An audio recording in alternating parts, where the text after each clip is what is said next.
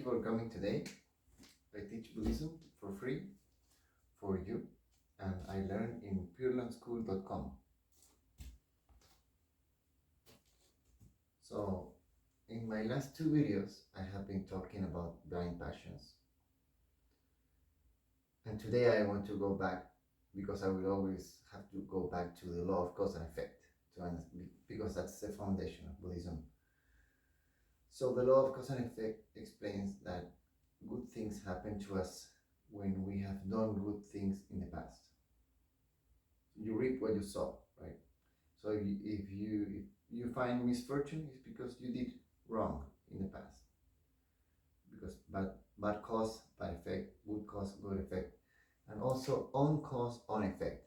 So that's what I want to talk about today, because it's the most difficult one to understand. It's easy to accept that good things happen to us because we have been doing things right, but it's really hard to accept it when bad things happen to us. We blame it on others, or we say it's bad luck. But the most difficult one to understand, I think, it would be on cause, on effect. So on cause, on effect means, so before I get there, let's say I have the law of cause and effect, okay? Good brings good, bad brings bad, and on brings on. And that's all there is. Buddhism says that there is nothing like by doing something good, you will get something bad. Or by doing something bad, you will get something good. Or you will find misfortune because of other people, like other cause on effect. It doesn't work like that. So how to understand this deeply, we have to go into examples, like daily life examples. So what I'm going to talk about today it could be a little bit sensitive unless you really know how to listen, because that's the problem with when I explain something, I need you to listen without putting any other meaning on my words. And that's really hard to do, because people tend to do that a lot. They understand something different with words. Like I say 100 words in a sermon, and they will take some of it, or they will take it in a different way. So if you have been watching my videos before, you may be able to understand what I do not want to say with the explanation I'm going to provide. So this is the case. We have a woman married to a man, and the man beats her. He treats her bad. He says bad words, and sometimes he hits her. We all know that's wrong. And on the first line, we would say, like on a surface, we would say the guy is bad and she is good. She's a housewife, she works, she earns money, and he is a gambler, he's a drunk, whatever, and he treats her very bad. So of course, he's not doing things right. We can say that, of course. I'm not being part of his, like, trying to defend the guy or anything. But if you see the situation in a simple way, it may seem like he is the bad cause and the effect is on her, like other cause on effect, being on the woman, right? But in Buddhism, there is only on cause, on effect.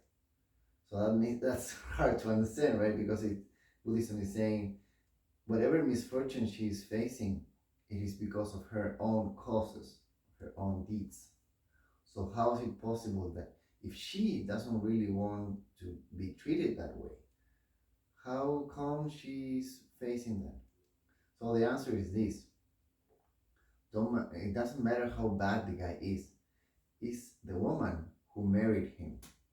It's the woman who continues to live with him, having the option not to do so, or not even, like, for all women in the world, only some of them will marry or will be living together with someone who treats her bad, and only some of those will continue to do so after realizing they are in a toxic relationship. So many women will not even accept something like that in the first place. Many women will not even date a guy who is like kind of strange. Or some women may marry a guy who seems to be good, and after marriage, the guy changes for some reason and start treating her very bad. So many of those women will just separate from them. They will just split up. So why someone would continue to be with this person who is treating her as bad? It is because she has a cause. She is able to bear with that. She wants to continue in that situation. Because if she really wanted to quit that situation, she would just leave, you know. She would just go to another to a friend's house or family members. She would escape the situation somehow. But if she's not doing it because she has the cause. So what is he? If he is not the cause, what is he? He's the condition. Remember? So there is cause, condition, and effect. So the effect would be aggression, like bad treatment, all that. You know, unhappiness, like unhappy marriage. Like what's the cause? It's not just marriage, because not all marriages are like that, right? The cause is not the guy either. The guy is the condition. Because if she had married another guy who is like not like that, not treating her like that, she wouldn't have met that condition. It would be just another marriage, right? But he is a bad condition. He is providing that misfortune. But she is the one taking it. You get it? So on cause, on effect. If she does not work on her causes, she will continue to have this misfortune, even if they split up, because the next guy could be the same kind or even worse. And she will continue to face the same misfortune because she's not working on her causes. And her cause in this case is to accept this kind of situation. Yeah, a little sensitive, right? But I'm not saying like anything other than you may want to understand. I'm just explaining how things work from the point of view of Buddhism. Yeah, I think that's all for today. Thank you.